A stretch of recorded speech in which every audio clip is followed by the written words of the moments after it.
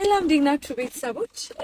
ከኢንተርቪው በኋላ በጣም ብዙ ሰዎች አንቺ እንደዚህ አይነት ነገር ውስጥ ሆነሽ እንዴት አናውቅም፣ እንዴት አልነገርሽንም፣ እንዴት ምናምን ብለውኛል። ማለት እኔ ከመጠበቅ ለእኔ ጥሩ ነገር ከማሰብ አንጻር ማለት ነው። እና እኔ ግን አሁንም ቢሆን የምመክራችሁ ነገር ማለት ነው መጥፎ ቦታ ላይ ካላችሁ ሲቹዌሽኑ ደስ የማይል ከሆነ ለብዙ ሰው መናገራችሁ ትክክል ነው ብዬ አላምንም፣ አሁንም ድረስ ማለት ነው።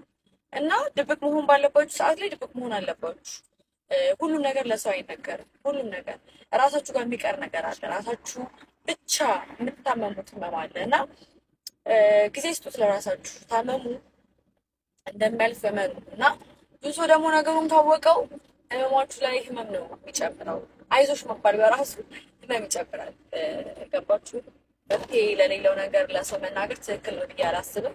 ያልነገርኳችሁ ሰዎች ይቅር በሉኝ።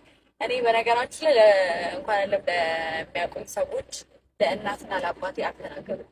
እናትና አባቴ አሁን ከእናንተ እኩል ሰርግ ላይ የሚያዩት ያሳለፉትን ነገር እና ልክ ነው ብዬ ነው ማስበው። እውነት ለመናገር አሁንም ቢሆን ልክ ነኝ። ያን ቀን ማለት ነበረብኝ ብቻዬን ብዬ ነበረ ማስበው እና ስለሰጣችሁን ፍቅር ከልብ አድርጌ አመሰግናለሁ። ስለተማራችሁበት ስላወቃችሁኝ ምናምን በጣም አመሰግናለሁ። ችግር ለጊዜ ለረጅም ጊዜ ነበር ስጠብቃት የነበረው። ላቭ ዩ ሶ ማች ጋይስ፣ ላቭ ዩ በጣም እና መልካም ቀን ይሁንላችሁ።